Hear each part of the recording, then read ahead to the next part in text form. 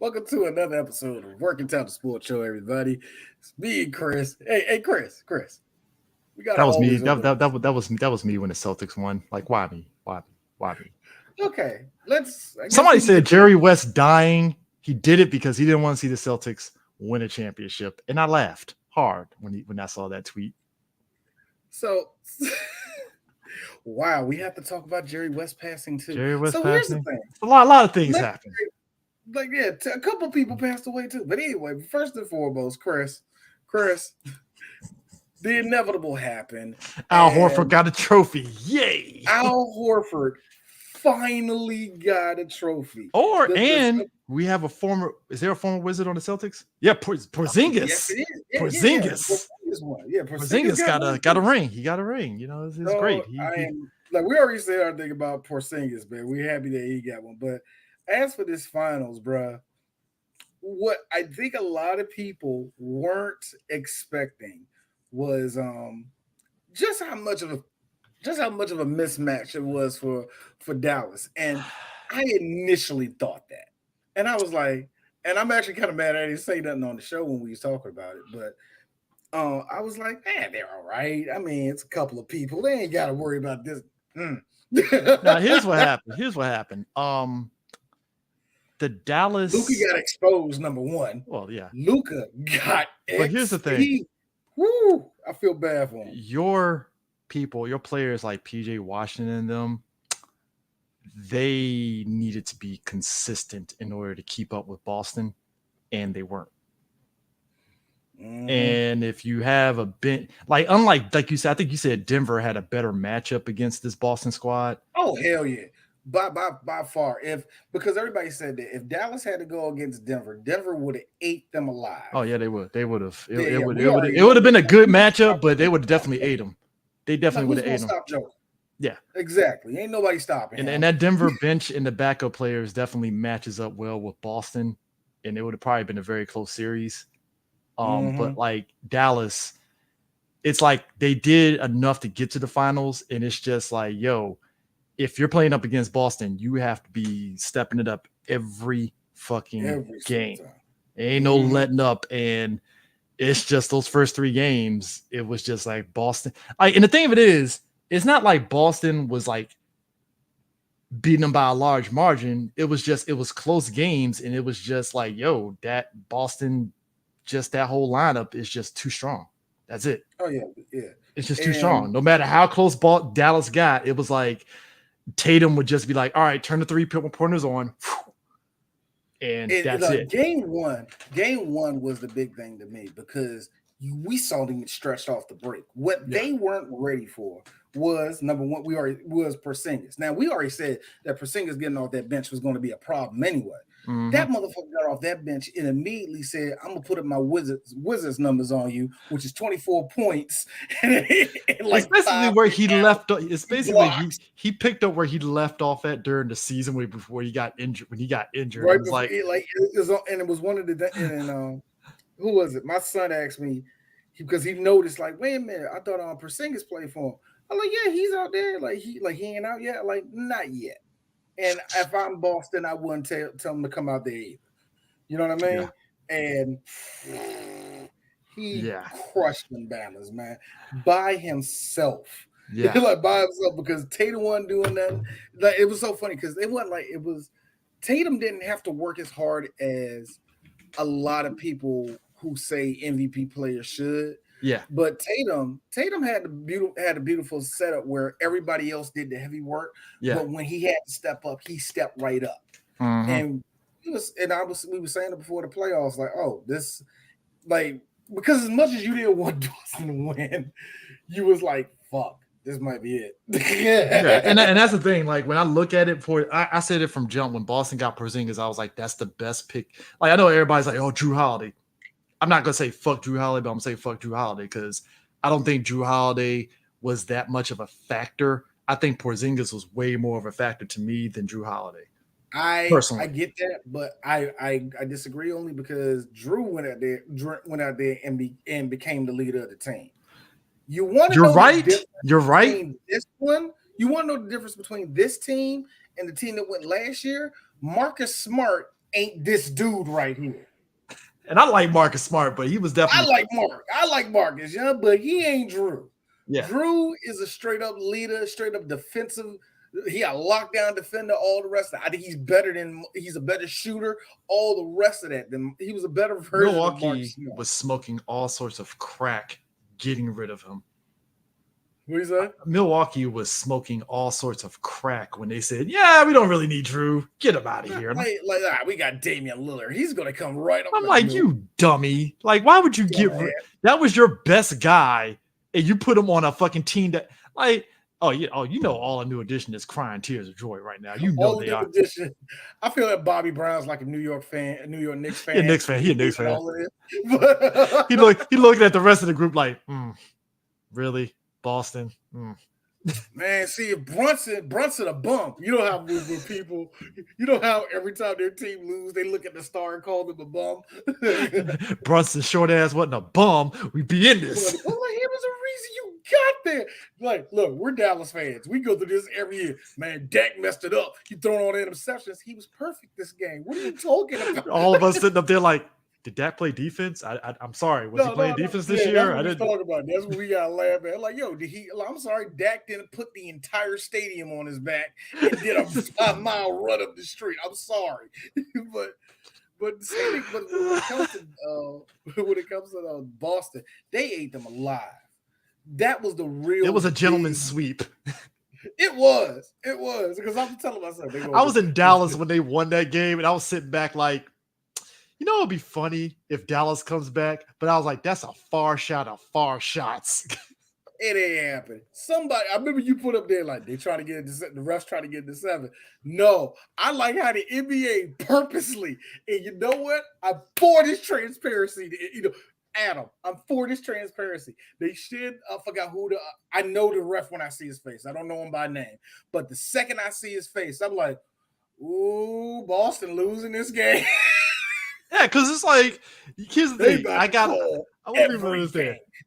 Me and my fiance, we got on the plane to Dallas, right? Coming from BWI, right? And we saw Boston fans getting on the plane. And my girl, she from Texas, and she's like, "What's these Boston fans?" I'm like, "Because they want to see if Boston kills it this night to solidify this." And hey, that same night we got there and we were chilling. Down the hall, because we were at her father's place. Down the hall, you heard a guy, "That's right, Dallas." I look at the score. I'm like, oh, Dallas blowing them out. I was like, that means Boston purposely did this shit so they can actually bring the shit back to Boston. Gotcha.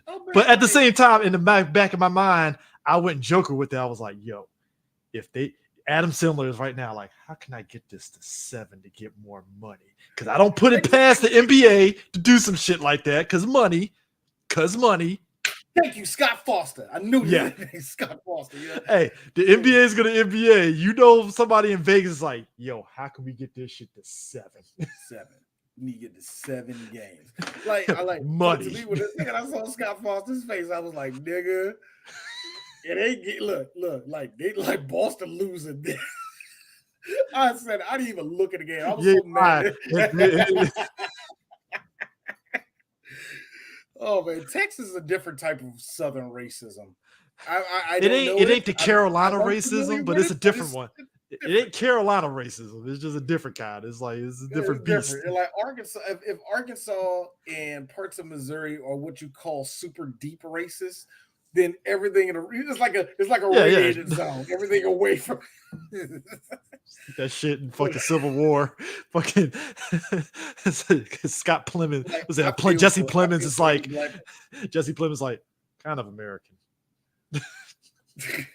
I'm sorry. That was the perfect. He had the gun here. What kind of American are you? I'm like, wow, that is a kind of American. Dude, my dad hated that movie, but that's his line. That was his line right there. What type of American are you? Like what? That movie's supposed to be serious, and I'm like, you got Jesse Plemons that played the perfect. Perfect. I know he is sick of it.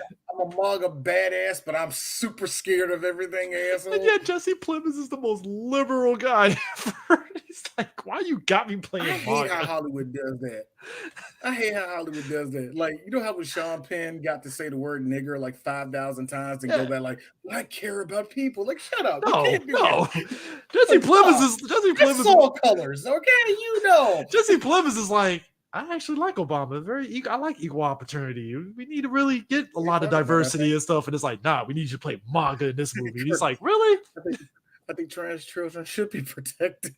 Like he says, "Oh, Jesse Plemons is the wrong dude to be doing this." But Jesse is also aware that he looks like all these crazy looking crackers. So there you go. I appreciate it. At least I he knows appreciate it. that. I appreciate that. But look, We need a Scott Foster yeah. movie with Jesse Plemons and Scott Foster. That's all I'm saying.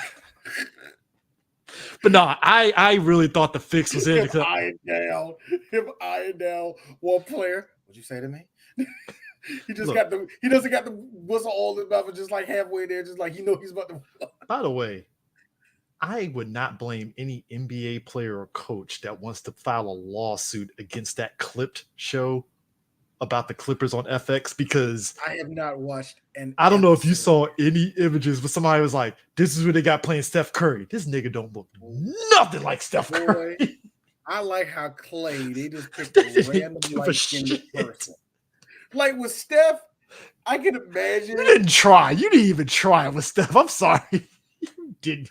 If you squint your eyes, walk back. It's just like, hey, Steph Curry, like that's. Let me get a couple of Budweisers in me. Maybe I might see it. Clay is rando biracial black person.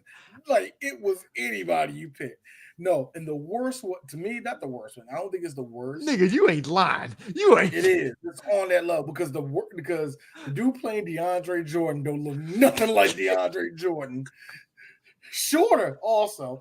And the dude is playing Chris Paul. Who is this? I feel like a nigga named Derek. Who is this? It's like y'all didn't even care, man. Like, what are we? Where was the effort? Oh my god. Lawrence Fishburne, even Lawrence Fishburne as Doc Rivers. I'm like, really? Like, I guess. Boy, that haircut. I told our boy DJ Sue to look him up.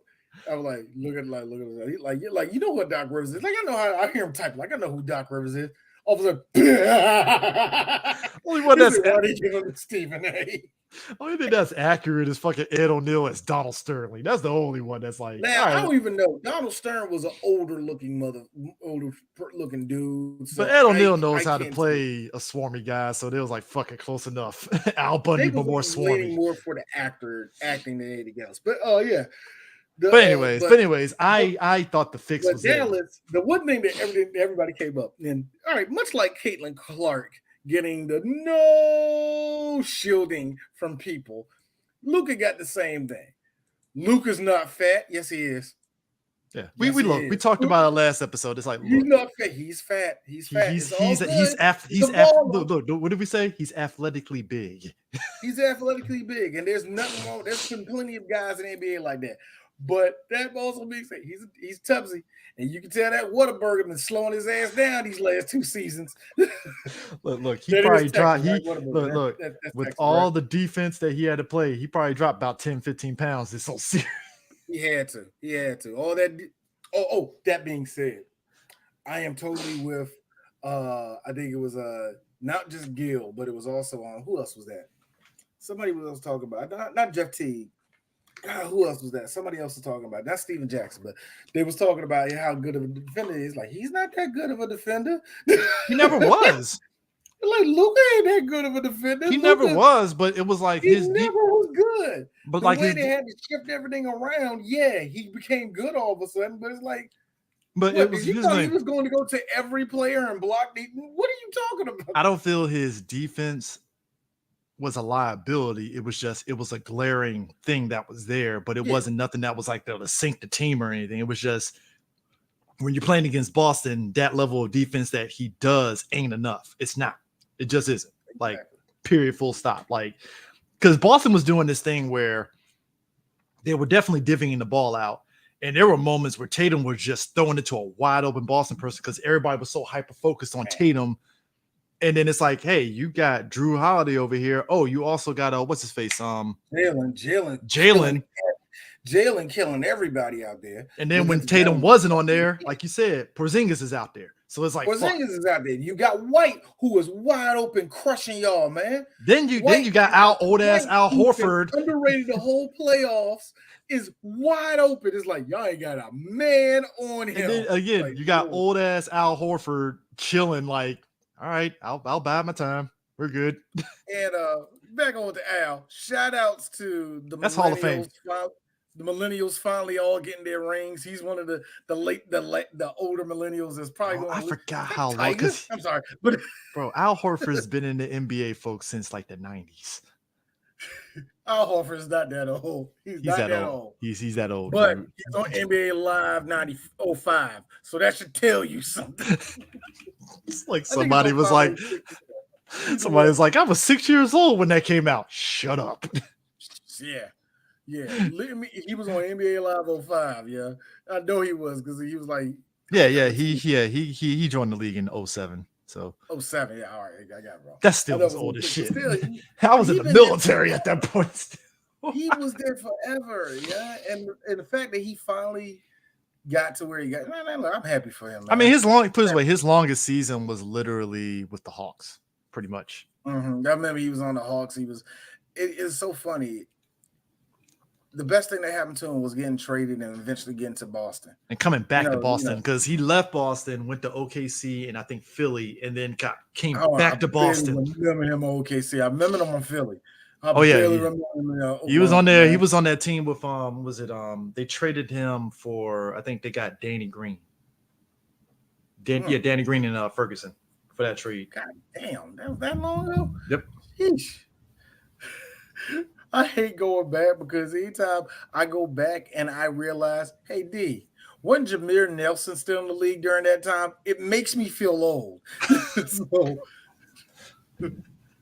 Hey, look. Jameer Nelson's the same age and Jameer got to age 34. Like, yeah, so. look, Al Horford. I think, you know why I think he's older is because he's bald.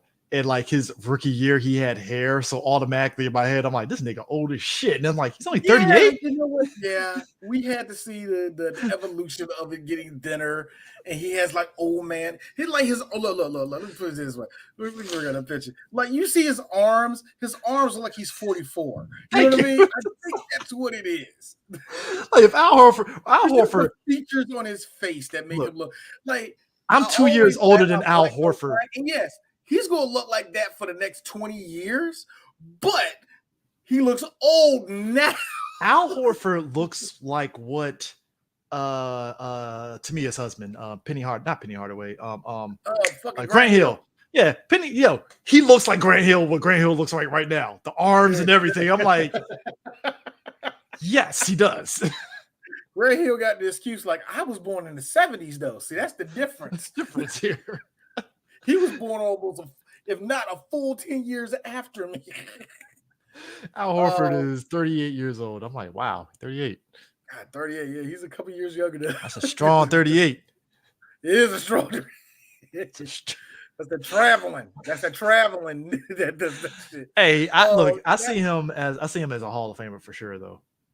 I don't think he's going. All right, keep it real. I don't think he's going to the Hall of Fame. I think he's going to not first ballot, but he's definitely going to be in the Hall of Fame at some point. You think so? At some point. I don't know about Al Horford. Because, Boston, prestige, and all that jazz. Yeah, you got me on that. Yeah, they'll let him slip in, and everybody like, Al Horford, you know what I mean? So, yeah. All of us that watching basketball was like, yeah, he was actually not bad. Straight up, shout out to this dude, Jaylen Brown. Finals MVP. I kind of wanted Tatum to get the Finals MVP, but I think he deserved it. I think he deserved it more than Tatum, but because he just put on a better performance and all the rest of that, and not just the finals, but in the conference finals too. That shirt, I love it. State your sources, because I love how Stephen A. Smith just lied and said, "Yeah, I got sources telling me that he's not this." Like, yeah, who's your sources? Let me tell you something. I can't divulge that, brother. Stephen A. has been the culmination for these past 3 weeks L's all around between All him, around. talking cat, throwing shade at the WNBA, and the WNBA players looking at him like, "Have you lost your fucking mind?"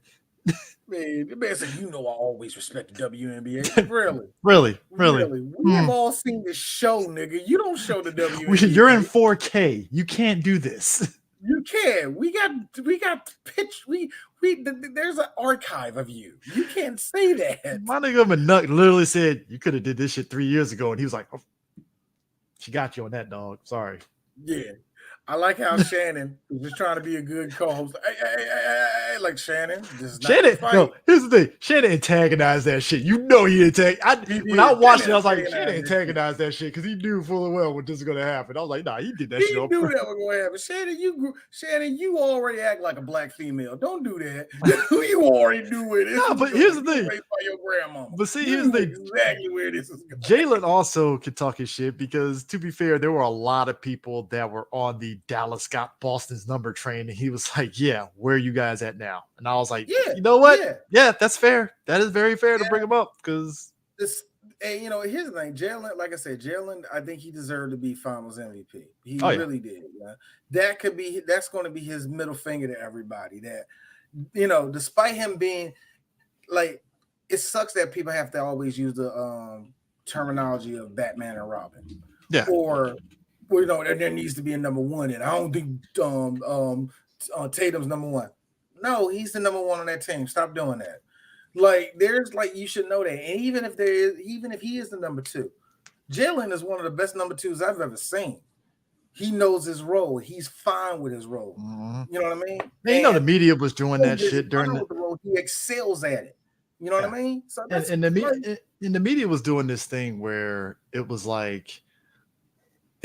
felt like they were trying to get at Tatum on, like, what do you think of everybody, putting a lot of praise on Jaylen Brown? And I'm like, guys, like, come on, bro, what are we doing here? Like, and Tatum, like, you could tell Tatum was just like, bro, I'm about my trophy, bro. Come on, shut up. Like, I just want to win. Like, what are we doing here? We finna win, bro. Yeah, so it's like, what are we doing here? Like, come on, like, and I think it's funny too when we look back at these playoffs. There were a lot of players that got thrown titles that they didn't ask for. I think we talked at length about how Ant got thrown the whole like MJ shit, and I don't think that was fair to him, despite how that series went. Yeah, and they end up so much so it kind of did pump up his head just a little bit. Yeah, you said something about Cameron and Cameron. Yeah, and like I said, I'm not gonna get. I don't feel people should get revisionist history on Luka. Like, it's okay to sit there and say, hey, his defense was poor that series, fine. But like, the one thing that I'm kind of not digging that everybody does is that they do this revisionist history. Like, I guess Luka was never good. Stop it. He's good. It's just the Celtics was just better. That's just it is. It just is what it is. Like, the fuck. Like, most finals we can say, even if somebody made it to the finals, you like, what's their grade for the playoffs despite them making the finals? Some people like, it's a B because they either underplayed to make it there or whatever like that.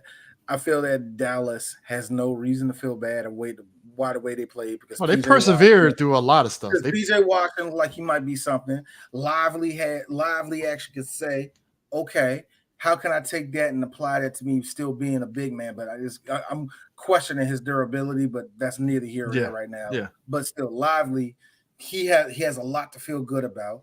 And the person, much like what happened to my car last week, it happened to one of my favorite people. Kyrie, to me, just ran out.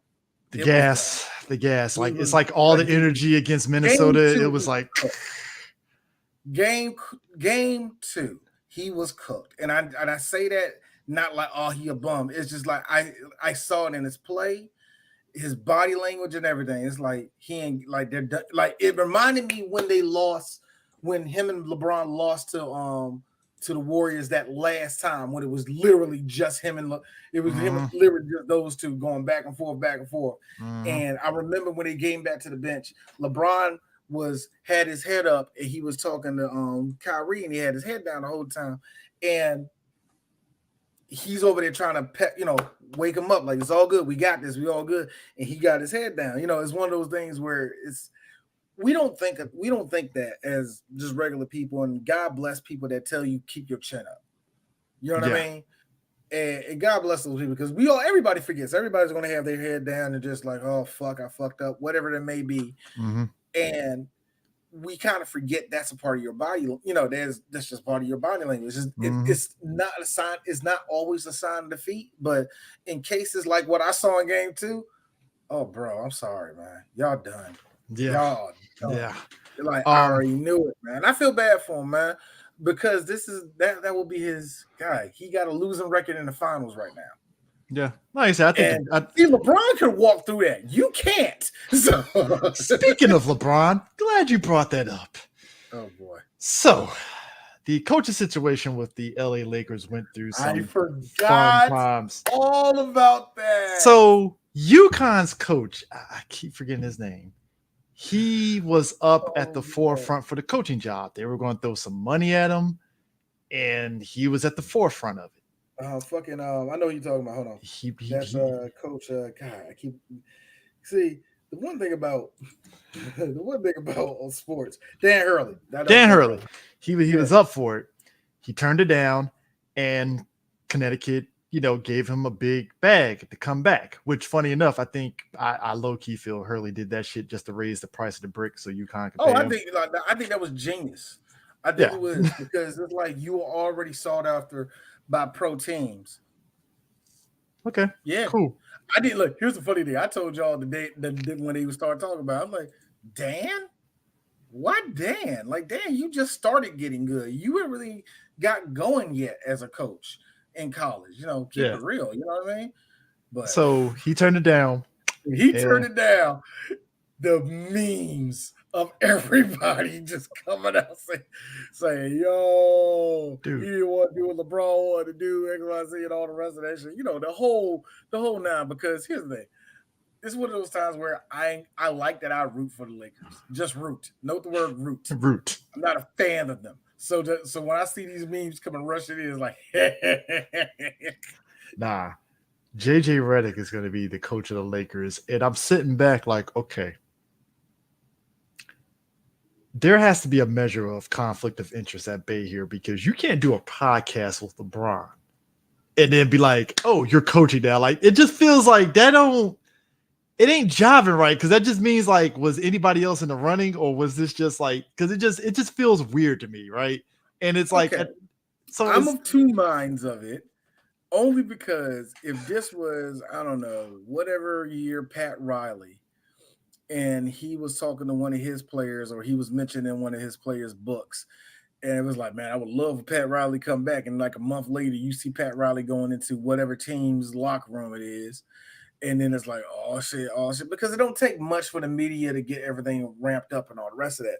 The thing that got me with JJ was, I like how JJ had 1.5 good years on ESPN, and somebody said, NBA coach. That doesn't make any sense. And especially in a coaching era where we're questioning. And again, Chris, you know what I say when it comes to prestige? You're coaching the Los Angeles Lakers.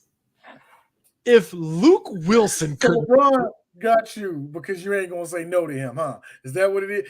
Look, I know that ain't true, but when I see shit like this, that's what happened. You're not going to put up no defense to that, are you?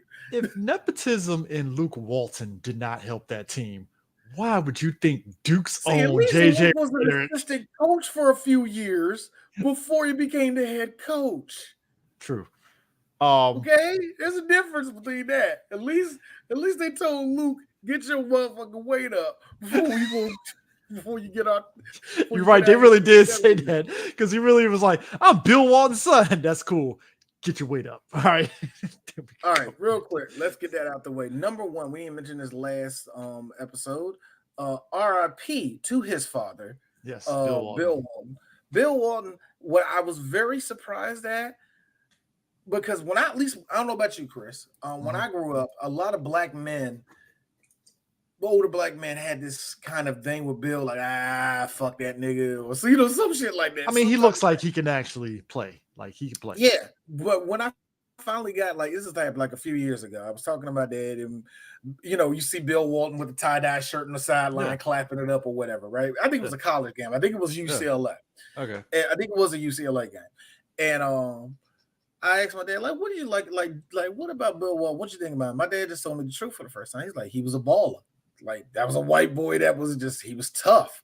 And the one thing he gave Bill Walton was like, he wasn't scared of Kareem at all.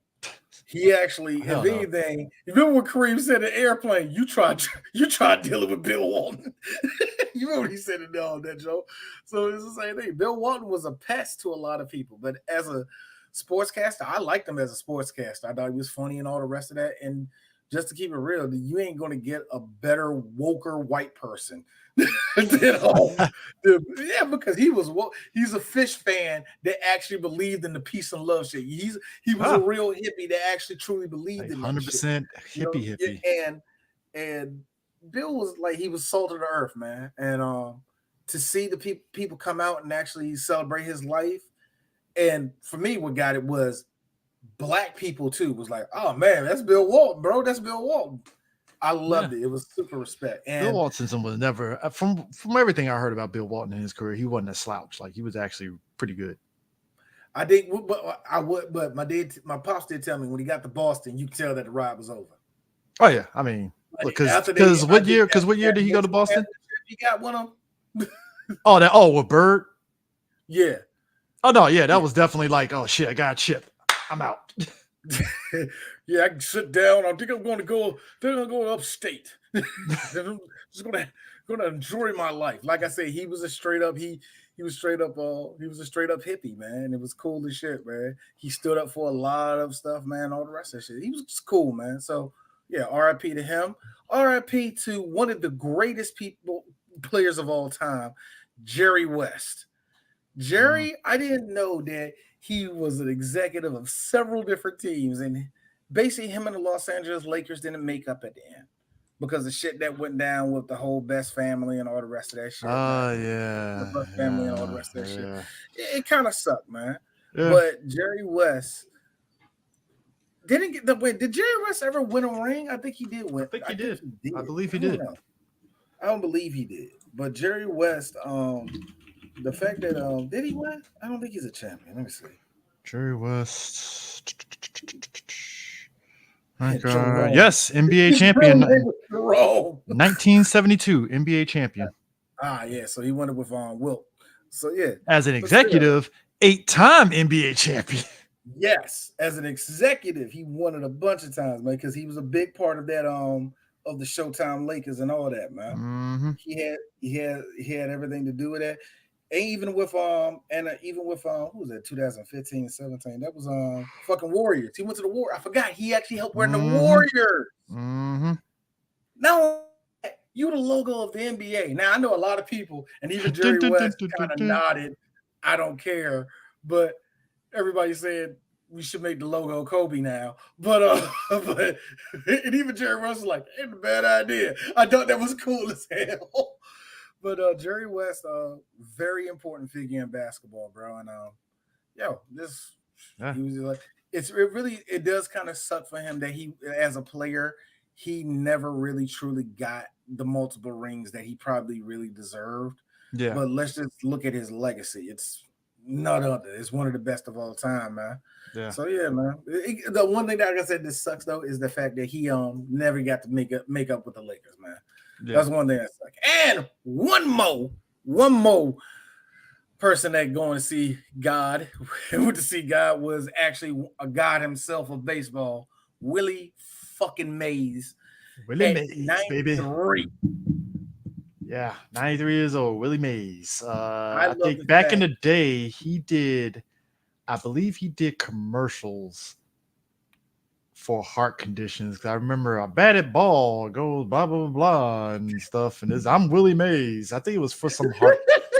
The fact that I remember that commercial is just like, Jesus Christ, how the hell did I remember everything? Like, that's what I remember about Willie Mays, is that shit. Like, god damn, man, that's terrible. What I loved was that he spent 1 year on the Birmingham Black Barons at 48. Spent 1 year with that. and that was enough to tip his stats up just a little bit. Hmm. And yeah, it tipped him up just a little bit, but it was one of those things where it tipped up to the point like, oh my God, you really are a GOAT. Like, yes, nigga, I'm a That dude was in the yeah, Negro Leagues, and then there's boom, they put him in the MLB, and I'm like, huh. 24-time All-Star, 24, only one World Series though. 54. That's the wild part. Only one World Series, man. Who he won that with? The Giants. He won Giants. That with, It wasn't the Mets. I'll tell you that fucking much. It wasn't going to be the fucking Mets. I feel that is the most baseball of baseball jokes. It's like nobody gives a shit. You know what? The New York Mets are the equivalent to the Clippers. It's like nobody gives a fuck about the Mets. So yeah, he played since he was 18. We're probably 17 years old. You know how the Negro League was, but this man played from 48 to 73. That's the most baseball stat I have ever seen right there. You got a damn near 30-year career, yo. That is insane, man. But yeah. Oh man. So the WNBA is thriving. Packed arenas. Our local Mystics who are doing not so hot this season. A lot of packed arenas around the NBA, WNBA. Now there was news coming out that WNBA stands to lose $50 million this year, but people that are sitting up there saying, I wonder how. No, but here's the thing: like people that was like, "See, you got to push Caitlyn." It's like, guys, if you're new to this, so you don't understand. The WNBA has always lost money every year. Unfortunately, I'm about tired. I'm about really, really tired of it's one day to protect Caitlin Clark, but I'm really tired of everybody finding a way to flush all the rest of the girls down the toilet.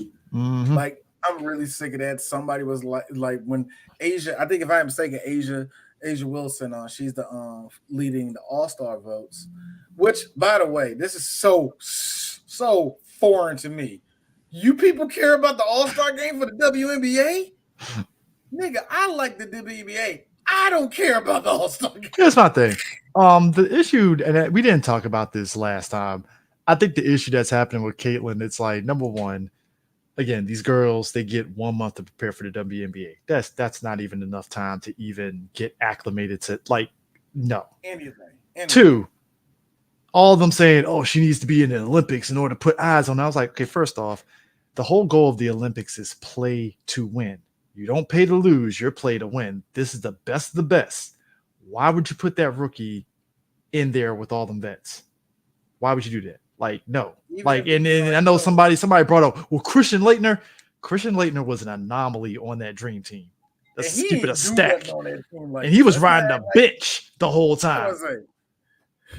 That's not oh man, they had Christian Laettner over Magic Johnson and Larry Bird. Larry Bird. Bear in mind, for those that don't know, for those that don't know, Larry Bird was also only on that dream team because Jordan was like, look, Larry gonna retire. Let's get him a fucking Olympic gold before he fucking retires. Over Karl Malone. Get out of here. Come on. What the hell? Christian Laettner was just like, I'm happy to be here. Fuck it. That's really all it was. That's a motherfucker that had to get water. So you look, let's not act like Mr. Malone, you want some water? Yo, these look, and I understand that you want to get more eyes on it and all the rest of that. And yes, I do agree to an extent that the WNBA has to kind of bend over for that. But at the same time, she's a rookie. And put it this way, I've seen what the NBA did to LeBron. You can some people probably say it was a little bit too extreme what he did. Yeah, but they wrote it because they knew what they had. Mm-hmm. So I agree with the idea that yes, you should latch your star on the person who's the biggest star there. You know what I mean? You should. But let's not sit here and, oh man, she needs to be in everything. And this, they can't foul her like that. And that's the other thing. Yo, I love how these girls are fouling her. Because, yeah, some of them are crossing into disrespect. And because they mad because they can't keep up with a girl who's out dribbling them. That is funny. Same time. But at the same time, it's like, nah, nigga. Show the bump. Because I'm looking back at and this is what's getting me.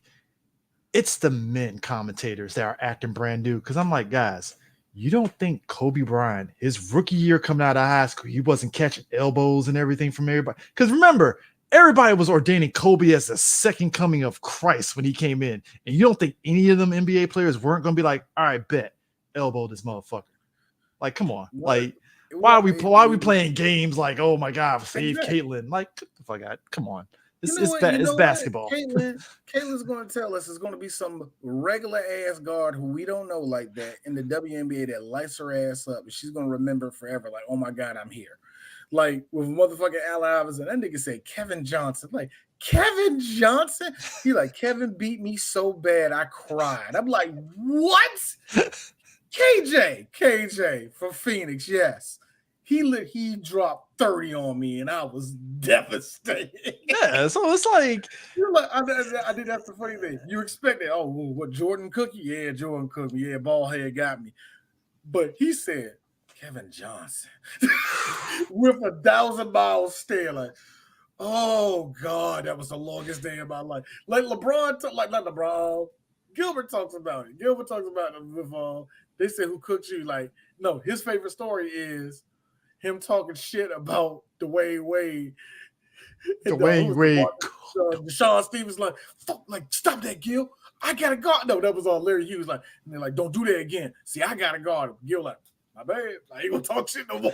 Yeah, it's just like, so it's like, look, them stories is funny. Like you said, Kevin Johnson, it's like, damn, I forgot Kevin Johnson was good as fuck. Kevin Johnson was a baller. He was a baller. That nigga was mayor there. That nigga was mayor of Sacramento before I left. And I'm like, damn. He was a PDF last I checked too, which is wow. I did not know that. Yeah, if you didn't know that, he is. Look it up. Anyway. But no, like you said with the WNBA, it's like, look, I'm losing money aside. I'm liking these packed arenas for these WNBA games. I think that this is good. I think the one thing that's proven is that LA always had a packed house. Oh yeah. LA always, the Sparks always had a packed Sparks house. in the Comets. Those are the two teams. And Sparks Comets. Not the Comets, because Comets don't even exist no more. Oh my bad. What the fuck was the other team? What's the face? Well, the Connecticut Sun, the Sun at one point. The Connecticut Suns. They've had a packed house this year. The Dallas team. Oh, fucking Seattle. Yeah. The Dallas team, because I watched one of the WNBA games that Saturday when I was down there. Their arena was pretty packed. Like the Mystics has always been one of the more vibrant teams. Oh, dude, they moved them from Chicago's in there too. Even though D's gonna be the one to say it. Yes, of course they'll get Chicago. The black lesbian capital of America. Of course they would. What did I say a bad thing? Did I say a false thing? Is what I'm trying to say. Caitlin Clark came to DC. They said, "Oh, you're not playing at the esports. You're playing at Capital One Arena," and that place was packed.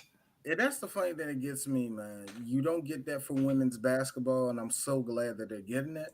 Mm-hmm. I will say this: I saw Angel Reese do a triple travel. Whoa, God! I saw the video.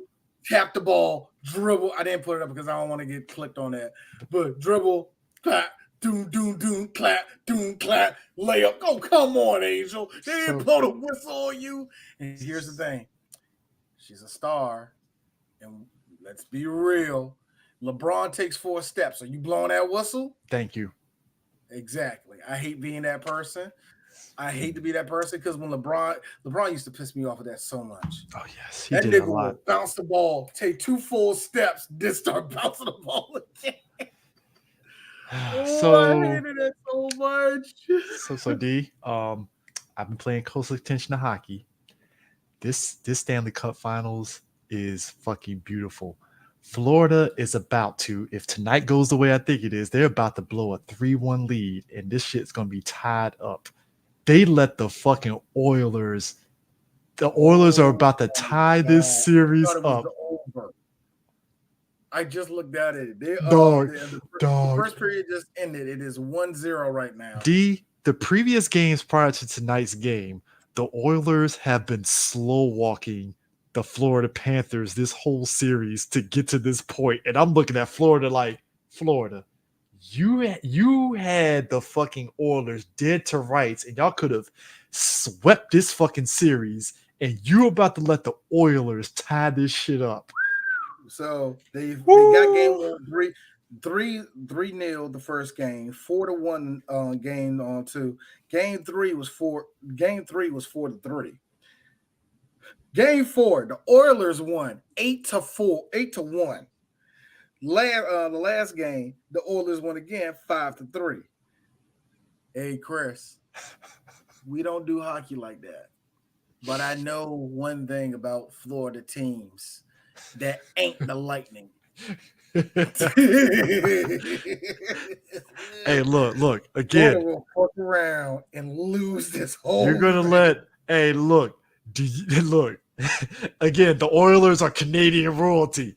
Y'all could have like literally had all of Canada weeping if you swept the series. Now Wayne Gretzky's gonna come, old ass is gonna come out, and the Oilers are gonna be big dick swinging if it gets to Game 7. That's all I'm saying. And the last time the Oilers won was with Gretzky. That was all the way back in the 89-90 season. Woo! Woo! Son. Last time, but last time they were here was in 05. I don't remember that. Well, I probably had it's so weird with me in hockey. Hockey, I'm up and down if I pay attention to it, but like, bro, like this is woo. Bro, y'all about to let these dudes come back. Florida, now, hold on. Let me get it right because I don't want to act like Florida had an easy way getting here because they had to go. No, they had some games. The Rangers really was trying their damnedest, man.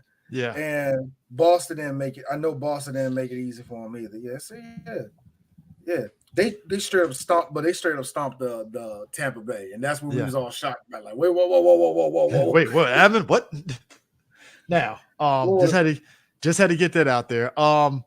Baseball. So the Orioles came out for blood against the Yankees last night. 17-5. I'm like, bro, who pissed you off? I'm sorry, what happened? Oh, Orioles busted the Yankees up last night, 17-5. Wow, I see it. 17-5. The fuck happened? Hold on. Man, anyway. But the Oilers, they on the. I mean, not Oilers. I'm sorry. Yeah, the Orioles have been. They're half game behind the Yankees, so I'm like, oh, Orioles really like They are half game behind the Yankees right now. They were the two best. They are the two best teams. Yeah, they're top teams in the AL right now. Yeah, they are. Just real talk. I've been doing a lot of stuff. Really, I've been doing a lot of stuff personally. I haven't really been listening to Nationals games like I want to, but I'm looking at this record and I'm going, I'm sorry. We're still hanging on by a thread of 500 or close to 500. You could get a wild card spot. We are a couple games behind the Braves. You could get a wild card spot. It is a possibility. Hey, Chris, break it in. That happened. Hey, I don't know, D. Look, if you click on the wild card thing, it's like, I don't know. I don't think so. If you do better than the Diamondbacks, you have a shot. Padres are going to fall apart. No, I just got that. Padres are going to fall apart. I am interested, much like us, as the Pirates, but I think the Pirates and the Nationals are in the same boat, where either this year is just going to be an anomaly and we're going to go back to bad, or we're seeing a real actual buildup. You know what I mean? Yeah. And I think that more with the, we're just so used to the Pirates having these, well, that was a decent season, and then they being brick last the next three. You know what I mean? So we'll find out when it comes to that. Yeah. The one thing I do want to bring up is that they had a big old game. They had a big game over at in Birmingham, and for the the Reggie Jackson thing. People. So Reggie talked about. I forgot about that. Yeah, Reggie was talking about the the historic night at what was the name of the stadium? Rickwood. Return to Rickwood. That's where Jackson's home park was when he was with the Birmingham A's. And he was talking about a lot of the racism that he endured while he was there. And I think a lot of people were shocked here. But here's the thing. I think people are shocked at it because it's like there's nothing to be shocked at, because it's like he played during the 60s and 70s and part of the 80s, right? Reggie Jackson. I think because he played retired. He's been playing ball since the mid '60s. Yeah, He so played people ball since forget the mid-60s. there's this kind of like sort of people don't realize like just because the civil rights movement happened, it didn't all of a sudden means it was all roses for black players in the MLB. Like people like Reggie Jackson was still catching hell in the 60s and 70s, and I even say probably a little bit in the 80s too. So it's like when he was talking man, what teams you playing in the 80s? Yes. Yeah, so it's like when A-Rod asked him that question about like what it means, and he really like broke it down. I was like, he ain't lying. And just seeing people shocked that like he endured it, I was like, no, that's a real thing. Say I talk my shit about Big Papi because I say he's like every Dominican man. He thinks he's actually white and Spaniard. But it was very interesting to see Papi right there listening like, damn, bro. Like just it's like oh shit. Alex Rodriguez, who asked the question. Talk that shit, my nigga. Talk that shit. They be doing it to me too. But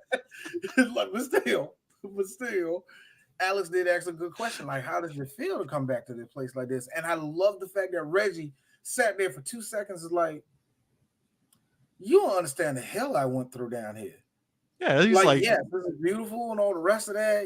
We here doing it, but. Do you know that they call me nigga? I don't wish that on nobody.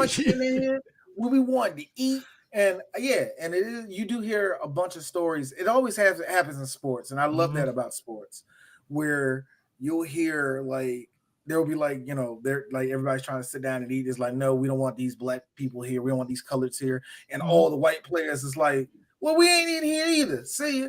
And people was like, well, they don't mean nothing. Like back then in the 60s, a mom and pop diner seeing 50 men walk out. Oh, yeah.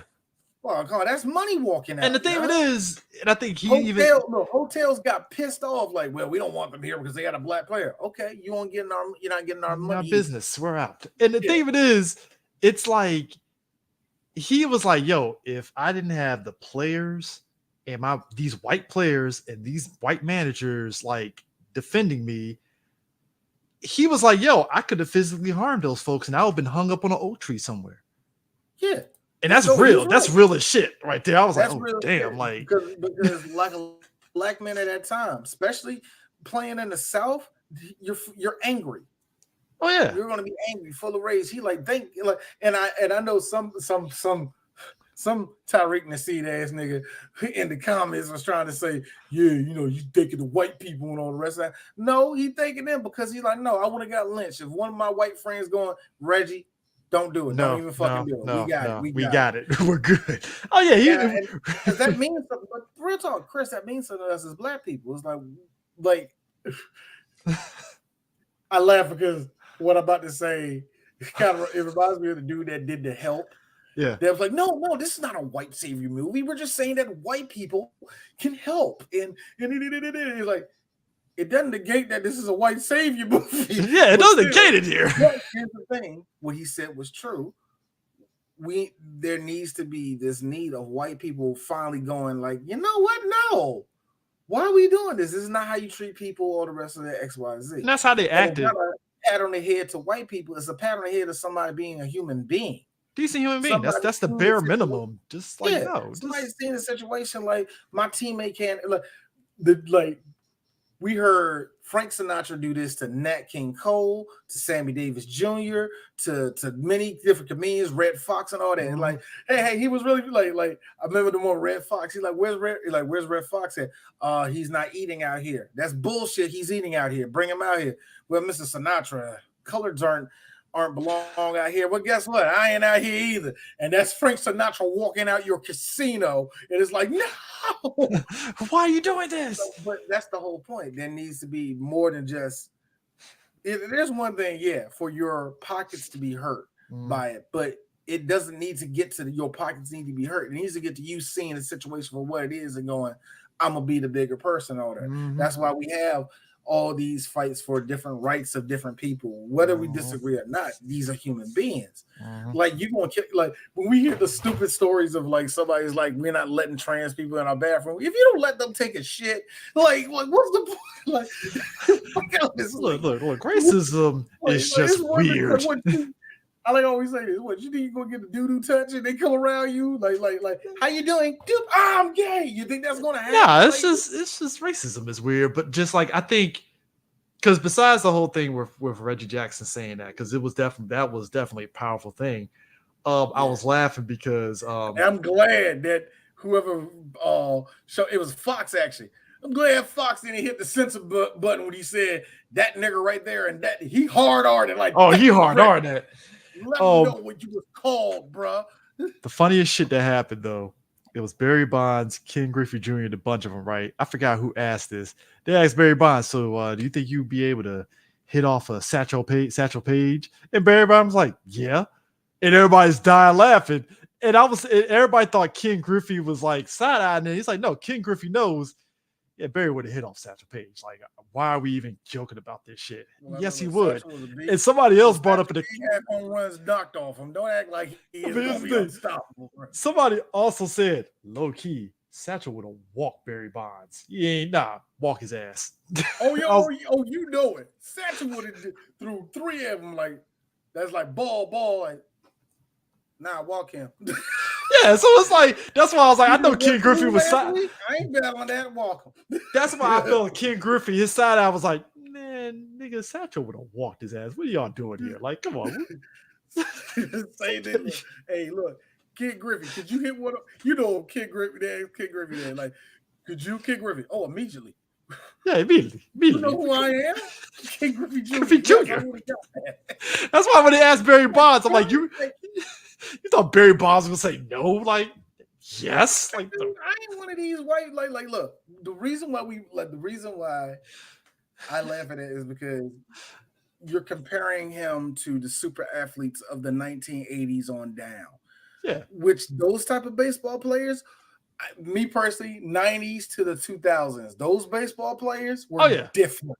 Oh yes, they are totally like that's where they're built for tough. That's Wade Boggs drinking all those beers, then commencing to hit home runs. This is a different breed. The 80s and the 90s were a different breed. Look, that goes across all sports.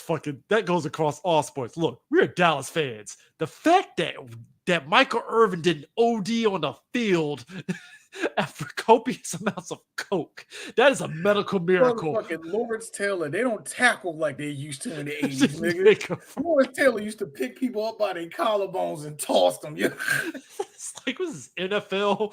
It's like Blitz. NFL Blitz? Like, what are we doing here? Like, yo, man. Not now. Now, that being said, not the NBA. Because I'm with Gilbert. Everybody was on coke in the NBA, so that didn't count. Sir. That was the 80s. Them niggas the 90s. Get to the coke. Look. 90s, you can say something, but never. I feel as millennials, we look back at like the 50s when they had the fucking leather heads. Like, what were they doing out in that field? I like how Jim Brown in any era would have been an 81, but back then, 99 plus 4, you would have been crushing. Can you imagine if Jim Brown played for the fucking Yale or Harvard? He would have 8. Oh, get out of my face. Like, that's so there. When it comes to Satchel Paige would have had everybody until about 1970. I was gonna say 68. You said 70. I'm like, I think about 70, just to round it off. like round about there, yeah. That's when you start. Like after that, everybody had like get a prime 1974 Hank Aaron. Hank would have ate him alive, man.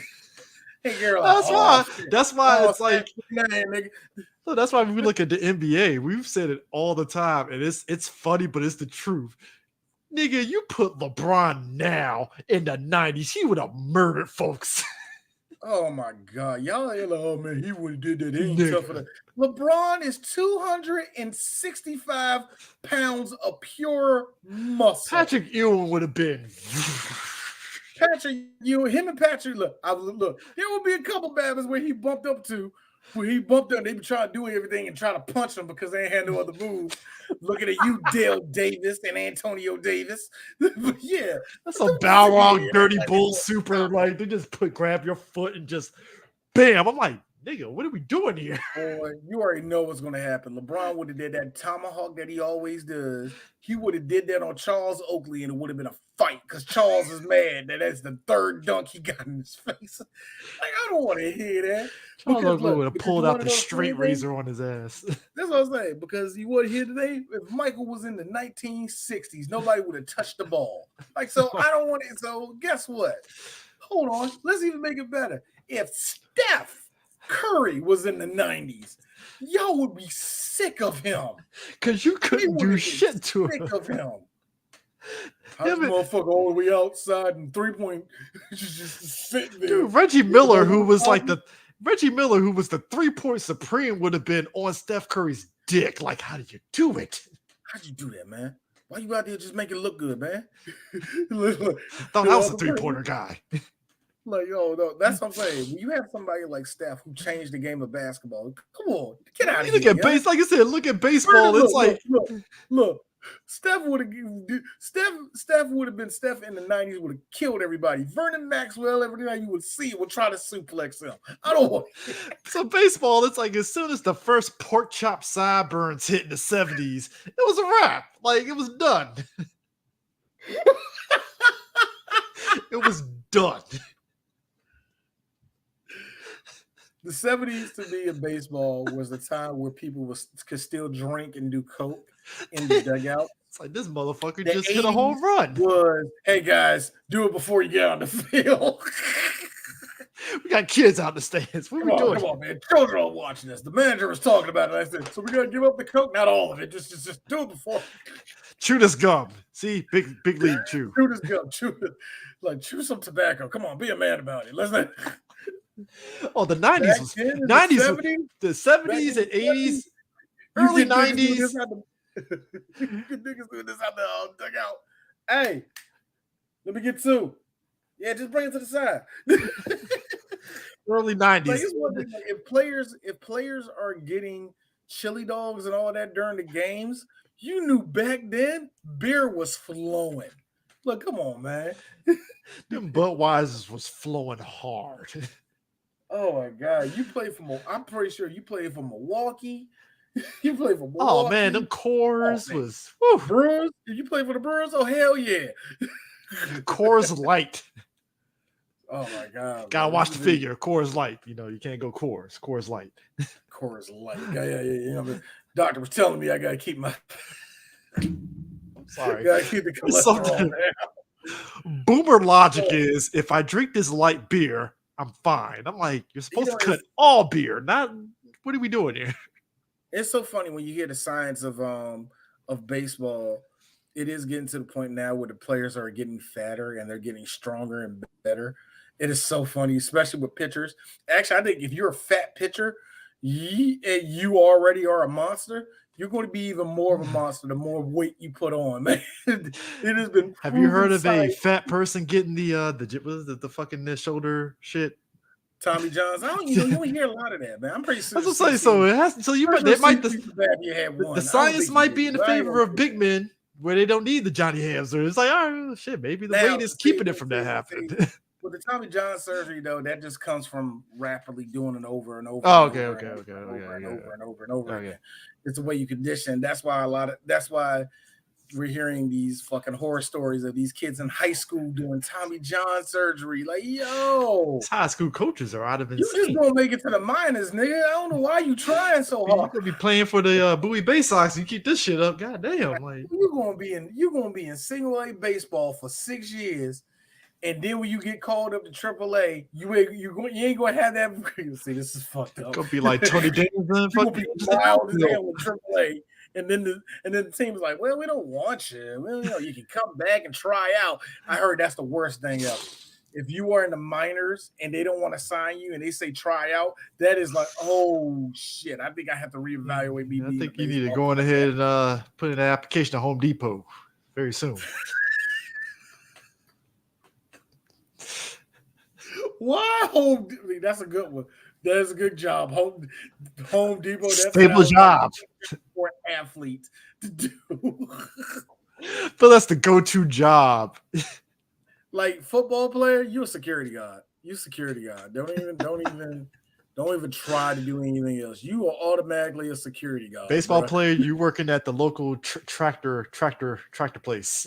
Where you work at? Like where you work at? What? John Deere. What? Bass Pro Shop. Are you happy? Jesus. It's 21 an hour. It's good hours. Good benefits. Hey, look, man. I just got on the 401k. I'm gonna see if I can take that when I start playing in the minors again. See if I can take it over there. Hey, look. Oh, Shout out to the middle class baseball player. All right, shout out to them. Oh man, there's a bunch of them. Thanks to there's one nigga on the Bowie Bay Sox. No, he's not. He can't. I was going to say he works at Six Flags. He can't because that's during the season, so I can't. I was about to say no. I was about to say he works at Six Flags. He works at Hershey Park. There's too many games of baseball, even in minors, for you to be having a part-time job. So no. He works at Hershey Park during the holidays. But what's the deal that they have here in DC? The little Festival of Lights. Yeah, the Festival of Lights. Oh, I feel bad for the baseball players that do that. Hey, look. Here's the thing. I feel I look. I work at Christmas Land. You mean the Christmas theme part that stays open all year? Yeah, man, it's actually kind of fun.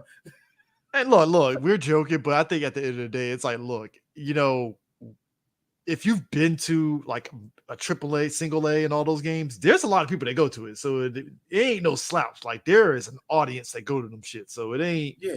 Like, even like I said, especially Southern Maryland, there's a ton of people that go to those games. And it is also, real talk, and the minors are a very, very important part of baseball too. Yeah.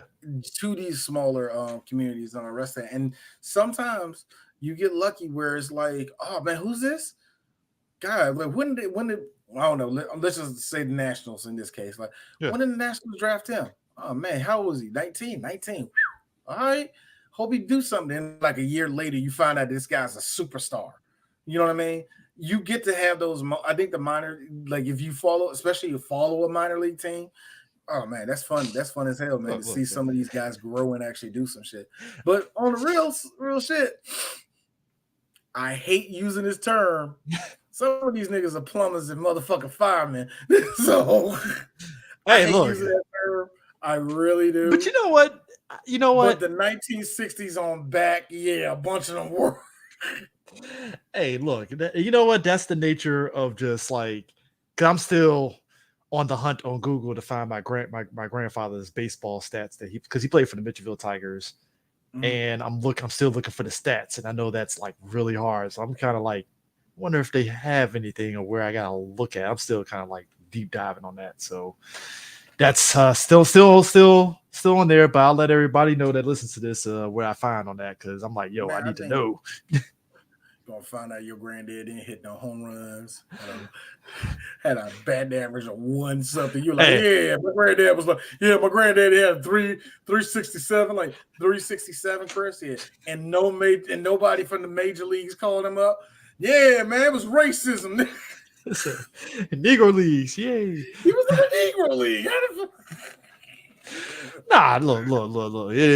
Look, there is a picture we got of him on the Mitchellville Tigers, so I have proof. I just need to find the stats. That's all I want to know. So I think it's always funny, but like that really got me though, seeing and hearing Reggie Jackson, because it's not his fault. It's not his fault on this, but because I didn't know much of Reggie, because by the time I knew and cared about baseball, Reggie already retired. You know what I mean? Oh yeah, I think for both of us, because it's like I know you're about to bring up Naked Gun, probably, but yeah, Naked Gun was like a year or two after you retired, I think.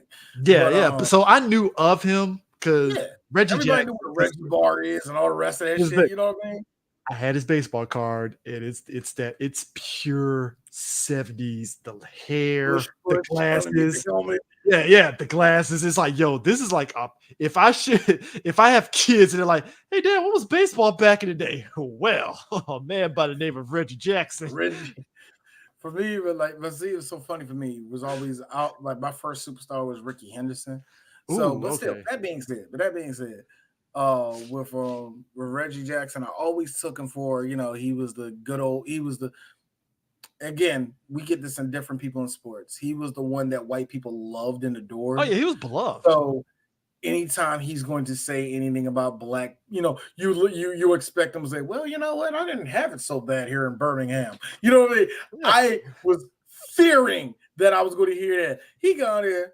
Hell no. You know what these crackers did to me when I came? It was like, and he also did the thing that us as men do. You know, sometimes you get so emotional and you about to cry, but you hold it in, but you see it. You see the glint in the eye. That glint. That pause he had before it's he like, said that, like, no. So let me tell you something. All right, look. It's a two fingers like this. You know he wanted to, like, let me tell you something. Let me tell you something these crackers did to me. So he would do a lot of that shit, man. He would do a lot of that. All right. So but shows up. UFL. UFL. Go to UFL. Birmingham. Stallions. 3 championships in a row. 2 in the USFL and 1 in the UFL. And somebody brought up a good question. Them in the NFL need to swap out last place teams with the championships just to see what happens. I will test the waters. I will really test the waters just to see what happens. I think we do really need a relegation league for the NFL. The last four, the bottom four. The UFL needs to be that. Like the bottom four in the NFL. The two worst teams in the AFC, the 2 worst teams in the NFC gotta go down. They gotta go down and they gotta face off again. Like it has to be like a championship league. Like, all right, if Birmingham beats this. I'm sorry, hold on. Losers bracket joke. Hold up. Wait a minute, but those guys didn't have to play a full season. They fresh. Yeah, I know. That's how the breaks go, nigga. See if you're good enough to get at me. But I feel like I enjoyed this UFL season. It was great. It did go by real quick because this is spring football. But like, I was sitting in the bar coming back, and I saw that, and I was like, "Oh, Birmingham! All right, should they back?" Because I knew Birmingham, they had won the championship last season before the merging. Mm-hmm. So I was seeing them kick the shit out of what team were they playing? I think they were playing. Was it Dallas? I believe that's Arlington. You're thinking? Yeah, Arlington. I'm thinking. Renegades. Yeah, they were playing Renegades, and they were mopping the floor with them. And I was like, "Sure." No, it's the Roughnecks. Or is the Arlington Roughnecks? No. The Brahmas. Yeah, they beat the Brahmas. The Brahmas. There you go. Yeah, they beat the Brahmas. San Antonio. Yeah, Wade Phillips team. But yeah, they beat the Brahmas, and I was like, you know what, I would entertain that. But yeah, I think you went to a UFL game this season, didn't you? Mm-hmm. Yeah, I saw. Yeah, like I said, like you can really tell that those guys are really excited to actually play spring football and all the rest of that. Yeah, some of them got signed to the NFL too. Huh? Some of them recently got signed to the NFL. Well, that's what I'm saying. That's really what it is. Everybody's stepping stone to see how they get. And the one thing I will say is that I think the league did a good job of trying to show off what stars they do have. Mm-hmm. The problem about it is, and it's only it's not really a problem because you're still trying to get everybody over, period, anyway. Like you can only have a star down there so long before they go to the NFL, and D's gonna, I hate saying this part, before they go to the NFL and become a bench player. Ooh, yeah.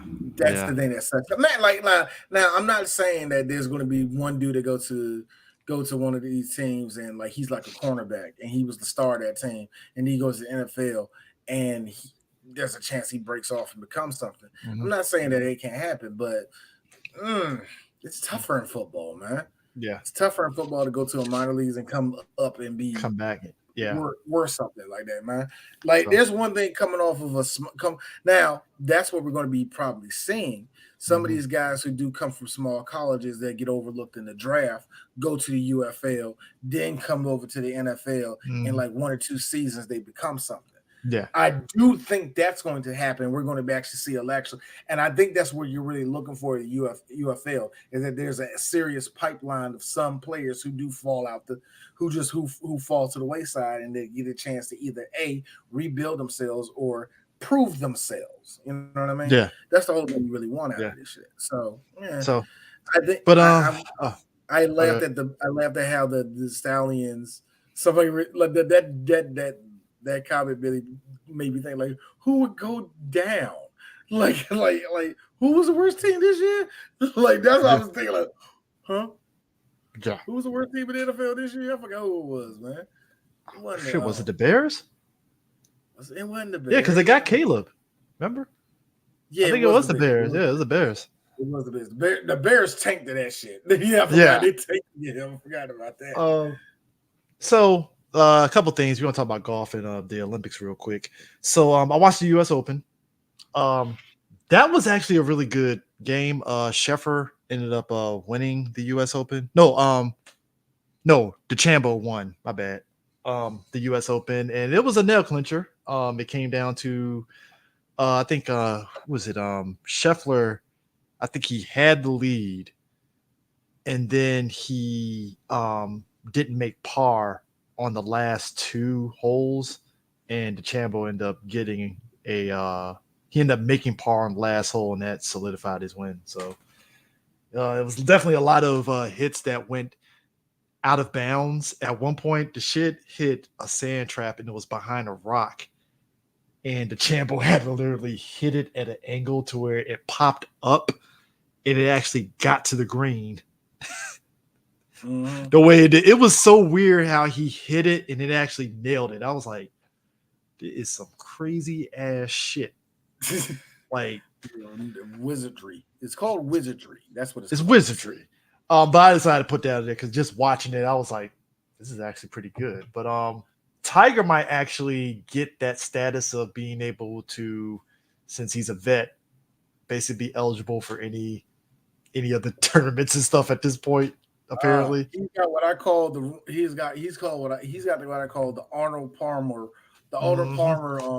status, where it's like, I showed up. Yeah, that's basically where Tiger's at, and I'm like, good, he deserves it. He definitely deserves it. We was just talking about the Olympics. Sha'Carri is qualifying right now, isn't she? Who's that? Isn't Sha'Carri qualifying tonight? Not that I know of. I know the one I just pulled up is actually the one that I think everybody wants to. Well, at least for the events that you want to see, is the gymnastics trials are tonight. And oh no, it's Saturday 10:50 Eastern is when the women's 100 is. Oh, yeah. So I hate to advertise, but go to Peacock, y'all. They on, man. And these shows is on. The girls, I wanted to see the girls' gymnastics today, but there's no point. Why, D? Simone is going to get on the team. Why I need to watch? Dude, D, look, me and him I'm sorry, what? Is she going to step on a pebble and tumble the wrong way? Because even if she did, she's going to go, ow, triple up. Come on. Nightwing over here. It's like Batgirl over here. No, because you're right. It's like, it literally is like if Dick Grayson just joined the Olympic team. It's like, give him the gold. This, like, what are you doing here? This dude literally flips 5 times and kicks people in the face every night. Like, I will say this. I'm looking at the list of the girls who are in the trials, and because I can recognize a couple of names like Sky and Jordan and Suni Lee, it's like, D, you're a grown man. Why you know? Looking at it, what you know all these gymnasts like that for? What you looking at? And it's sad because like somebody like fucking Jordan, I saw her when she was in college doing this shit. So this is like, D, are you perfect? Like, no, I just know that she's an athlete. Jesus. Ooh, yeah. I feel that same way about dudes that like track and they really like the girls a lot. They do the same thing.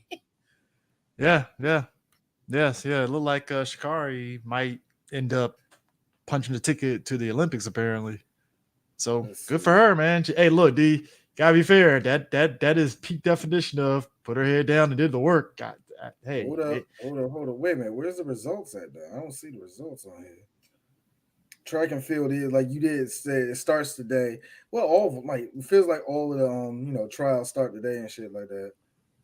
I want to see that on USA. Yeah. Whoa. Let me see Shikari. Let me see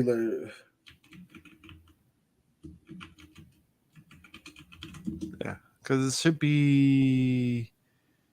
Pay attention. 1088 was her fastest qualified time, and she ran at 1088. Yeah, she won and still won at 1088.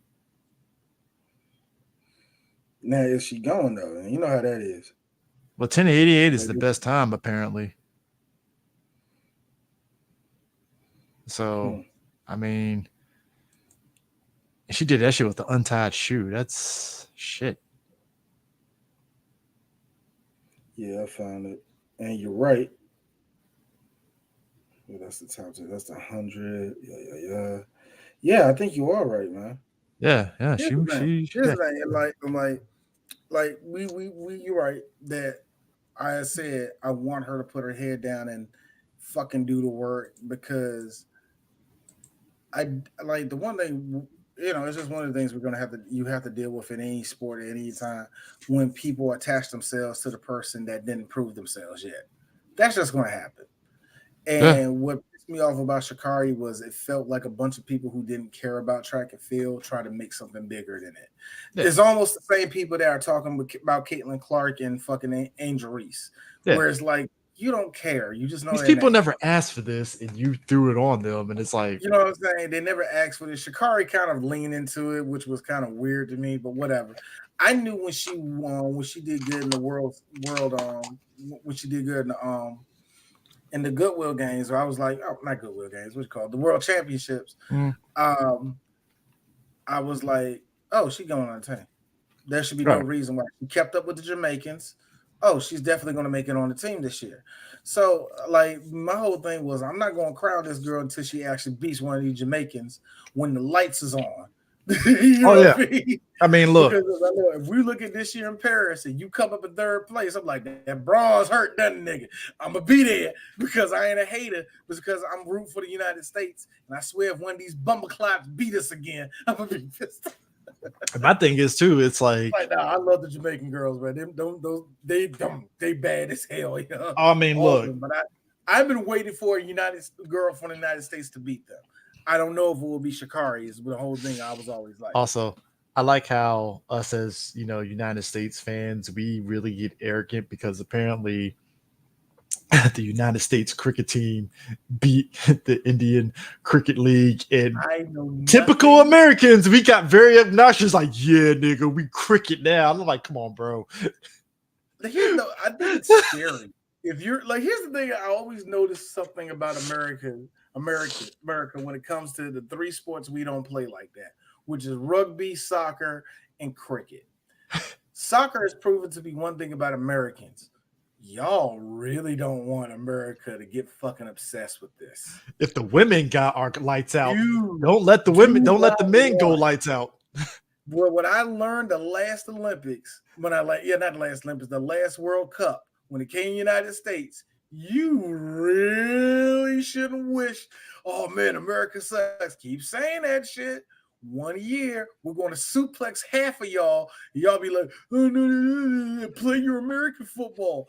I already know that's going to happen. Don't let America get obsessed with football. Remember a couple of our athletes have proven that they're much better than your athletes. If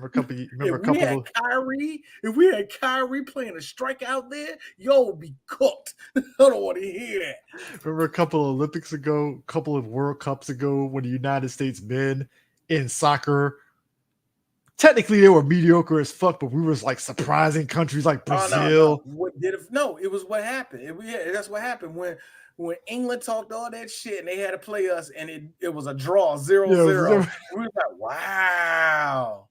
It's y'all sport, huh? So all you blokes couldn't beat America, huh? Wow. wow, I guess America's advancing like we always do. Yeah, of course we're going to lose. Nigga, we're playing the Netherlands. We're going to get cooked. We already know it. But England, y'all supposed to cook us. Where was any of that energy? That's my problem. You don't want us to get obsessed with any of it. Like, the world is lucky America don't give a fuck about rugby. Oh, we were murdering rugby. Lucky. Like all these Samoan niggas, they will be pissed because, like, man, I was supposed to be the big bad brown person run everybody over. Nah. Get a dude named Rashawn from Texas out there. He's killing all of you. If we had a rugby team in the 90s, Leon Lett would have murdered the motherfuckers. Just imagine. No. I give you a name. Imagine if Craig Ironhead Hayward was on that field getting a kickoff. Exactly. You don't want America to get obsessed with rugby. We would murder. It's kind of like Chris. I'm using a Hanna-Barbera term. We would murderlize you. We already know that. It's kind of, put it this way, it's like basketball where we were all in America big this week and like, look at our NBA players. And somebody was like, don't let the rest of the world don't let the rest of the world catch up. And what happened? We got foreigners in the league now. Dirk Nowitzki? Who is this guy? Who is this guy? That pissed me off so much, man. Where everybody's like, oh man, the U.S. team, like, y'all ain't got the best players in the world. Yes, we do. What are you talking about? Like, and the thing to get me is, and I said this to somebody before, what did you think the Redeem team was doing? Did you see what the Redeem team did to all of everybody? Oh, like, why do you think LeBron and them are on this team? LeBron was like, oh, y'all talking shit? All right, bet. Let me get him, and him. We're on this team. We're making it happen. And everybody's like, oh, no. I'm like, yes. You wanted this? You got it. You about to get all of that, yeah? Who's that? That's Bam. Ori on the team. Bam. Booker. Steph. Why is Steph there? The game is already over. AD, KD, Anthony Edwards. The game is over. We don't look. Joel Embiid don't need to play. That's how bad it is. Joel don't even need to play. Joel just needs to be 50%. He just needs to be 50%. And it's like, oh, we got it. We're good. Kawhi don't need to walk out there. Jason Tatum, get out of my face. I didn't know Coach Few was the assistant coach. So this, even the coaches, Chris, Steve Kerr, Mark Few, Teron Lue, Eric Miami nigga sure lost his job years ago. Yeah, Sproul or whatever. Oh yeah, that is them. Like, nah, nigga, we put nah. Come on, bro. Like, look, at this point, like with Sha'Carri though, apparently, like she might eventually end up breaking FloJo's record at the pace she's going at. See. This ain't at the pace she's going. It's possible. At the pace she's going, sure. But come on, man. That's FloJo, man. That's like, yeah, man. Somebody gonna beat Michael Jordan. Stop that. Stop. Let's see a Michael Jordan performance before we do this. But yeah, man. So the United States team is gonna, like, I'm legit, like, I told you, I'm gladly gonna eat my words if Sha'Carri does any of this, because if she really is the GOAT that everybody say she is, I'm looking forward to it. Because I've been waiting for one of, like I said, these Jamaican girls have been cooking everybody. So I've been waiting for one of us to come out there and do something, yeah. So yeah. But final thing to talk about. I hate how much I love the trolling of CM Punk to Drew. I love how it was so bad, how he came out there, pissed off all of Scotland, hopped back on that plane and went home like, I thought it was awesome. I got the personality. You know what I love? This nigga Drew come out the next week. I quit. I was like, yes, let's keep it going. I love how, and this is the best part. I love how this is a two-part. one half, there are people that actually truly believe that he actually fucking quit, which is okay, cool. But the second thing I like, because WWE has opened up the door to working at different places, there is a high probability he's going to show up on TNA Impact. And there's a high probability, probably the Impact, where CM Punk will show up. So this is lovely right now. This Oh, is dude. real See, lovely. now that you're bringing up wrestling real quick, I like how we've reached this point with the new bloodline, because I'm called the new bloodline, where it's basically just Sola, just like, all right, who's a Samoan I can bring in for a cameo appearance? And I hate that. I really hate that we all said the This same thing. Get Tama Tonga. Get Tama Tonga. He's your cousin. Like, they ain't cousins. They play cousins. They're not blood cousins. Hey, look. There's a difference. Equal opportunity, D. All But that being Samoans said, look alike.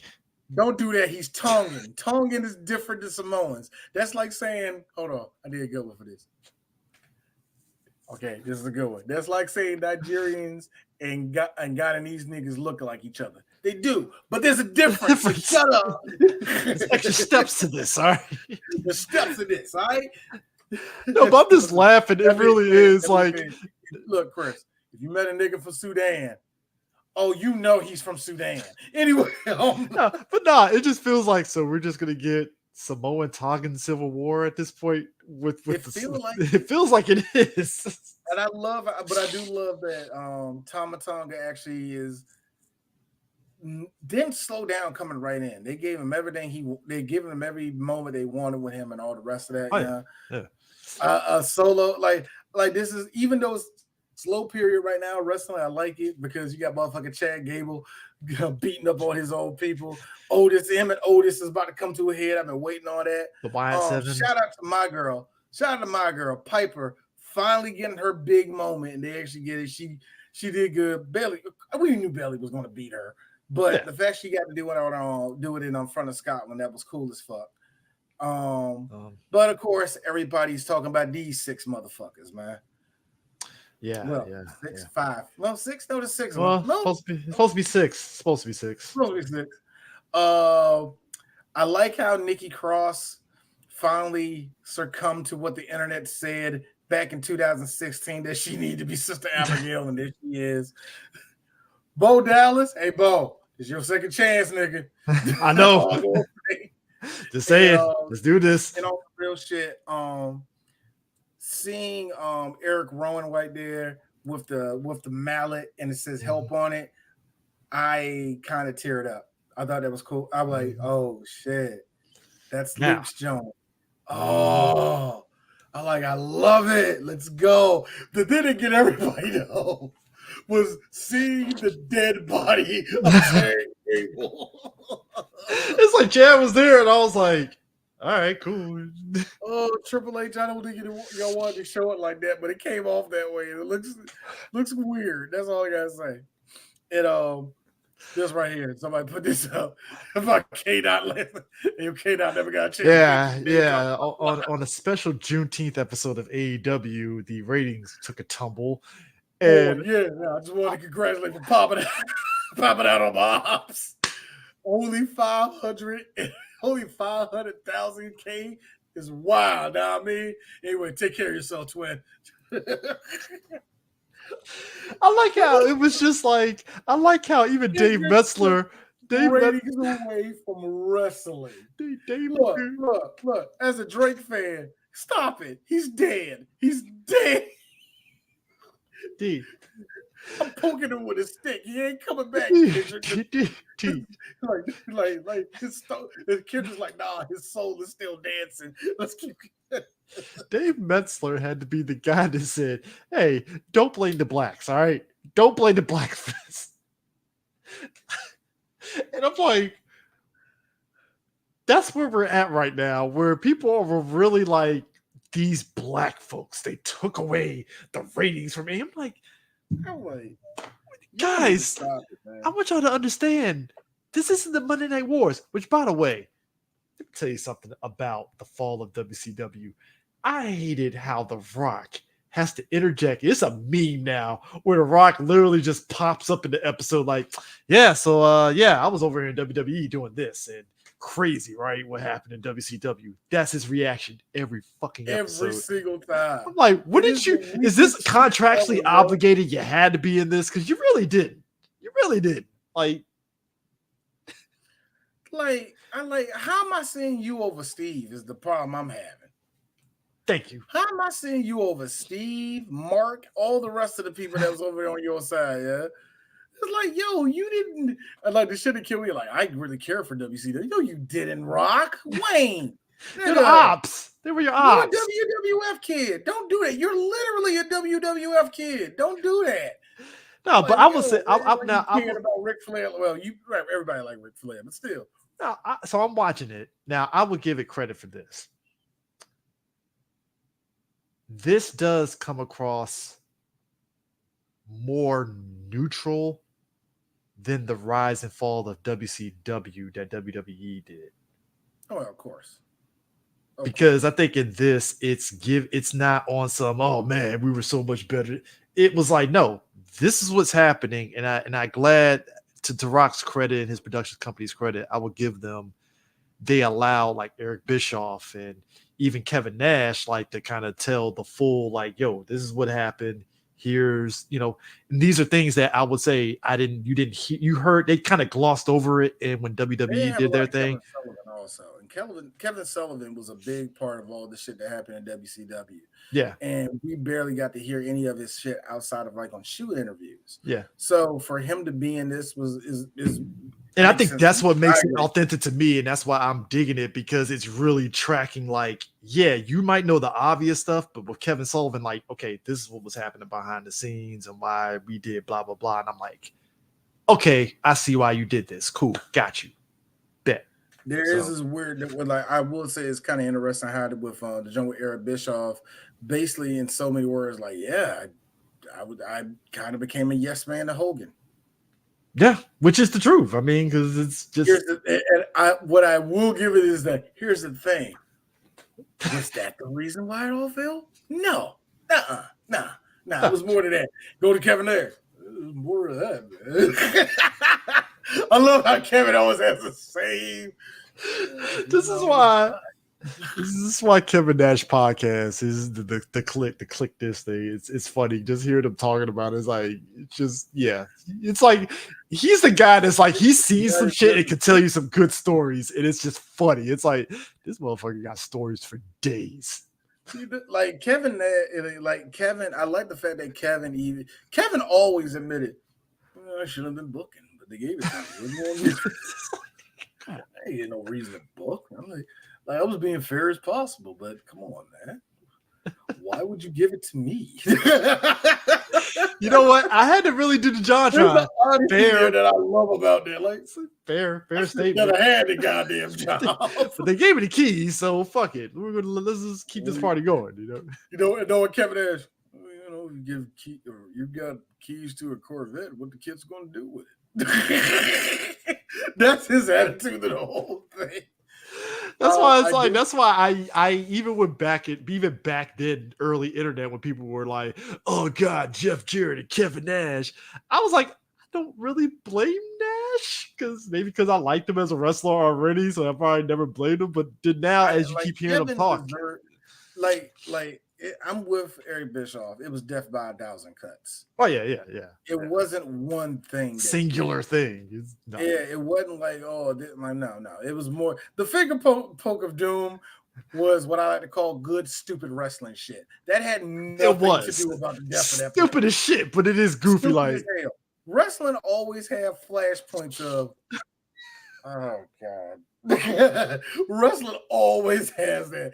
Every 4 or 5 years, something happens like, oh Jesus. I will say this. We just passed one.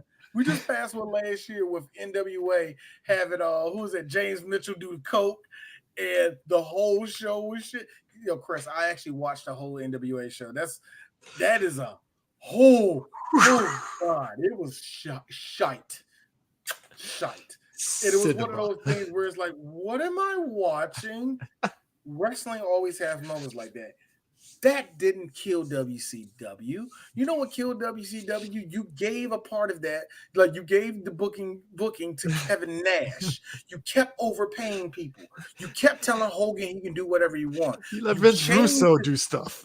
You like you changed shit over. You let Vince Russo gut everything out. And yes, by looking at revisionist, not even so much revisionist history, but just looking at the history of it, Russo did probably the best move for it.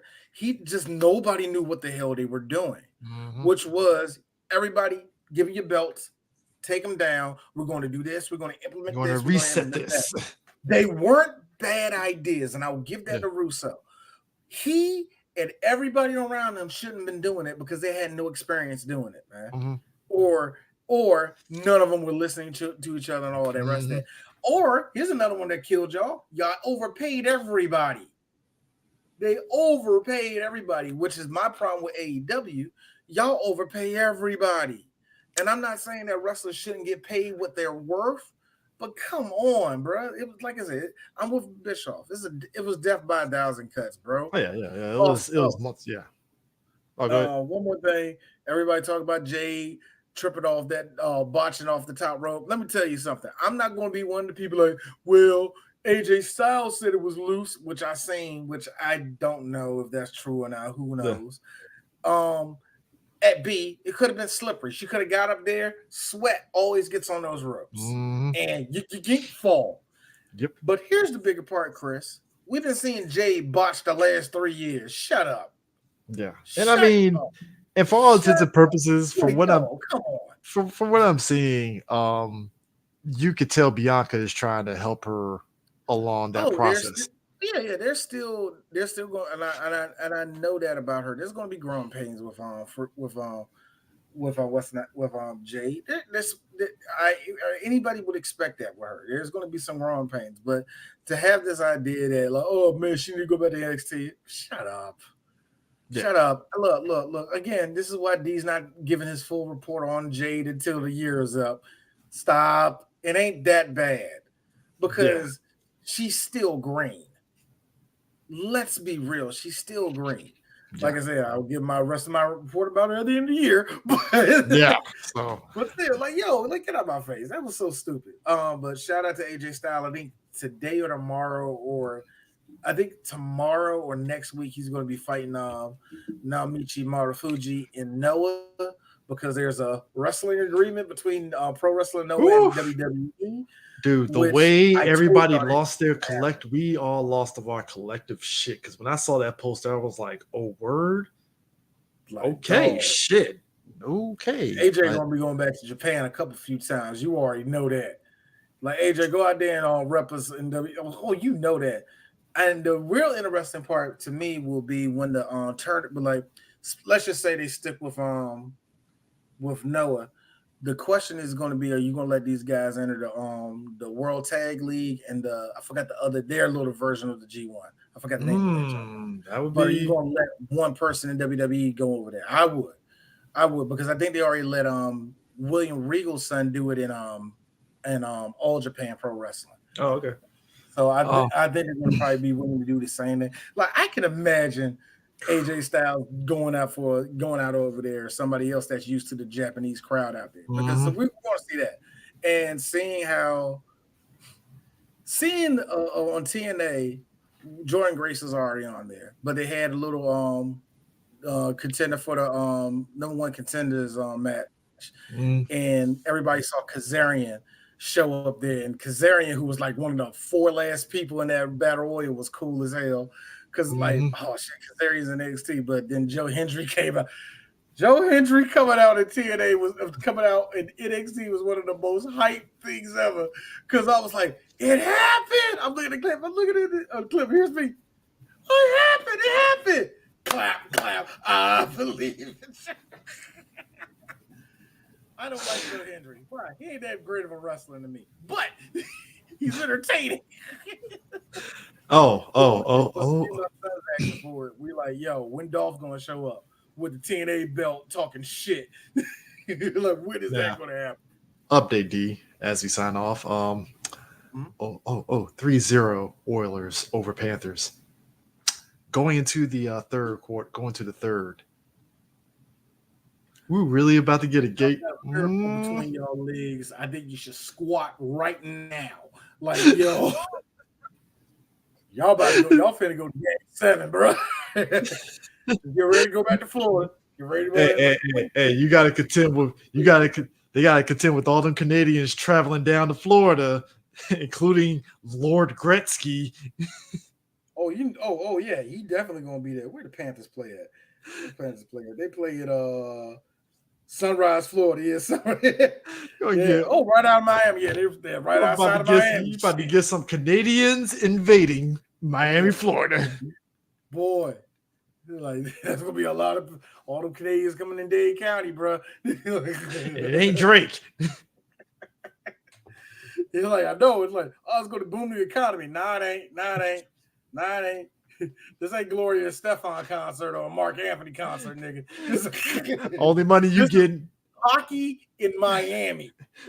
The closest person out of there that's gonna pay money is Gretzky. That's it. And you're lucky you might get him to even pay anything down there. So actually, that's not Dade County, man. That's not Dade County they play in. It's the county right beside. It's in the metropolitan area. Yeah. This is the area. All I'm saying is you don't want the Oilers. Like Florida to me, look, Chris, Florida to me is a swamp, flat roads, and a beach. That's all Florida is to me. Dude, you just spoiled GTA 6's, landmarks here. That's the map. It's funny. Swamp, desert.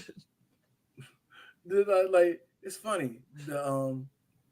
All I do, like I say, flat and asphalt. You know when you go out to like Orlando and it's like kind of flat, it's nothing but highway. It's like it's nothing but roads in Florida, man. GTA 6 map easily. So, but anyways, that is it for Working Title Sports Show. I hope you enjoyed this. Oh, by the way, mini promotion here. If you're attending BlurCon this year, just a little bit. If you're attending BlurCon this year, we're going to be doing a live stream at the convention all 3 days. So you might see one of us or both of us. We might do an impromptu something there. Could be a sports show right there live. I don't know. Talking sports. Got me do a lot of stuff. Yeah, things can happen. So you might see us on the stream. So be on the lookout. It's going to be on the BlurCon YouTube channel, God willing. You'll probably see us on there. So we might continue the sports shenanigans. Might do a lot of stuff. You never know. Could be fun. Yep. So that in mind, we will catch you guys later. Peace. Peace. Yep. I cannot believe this.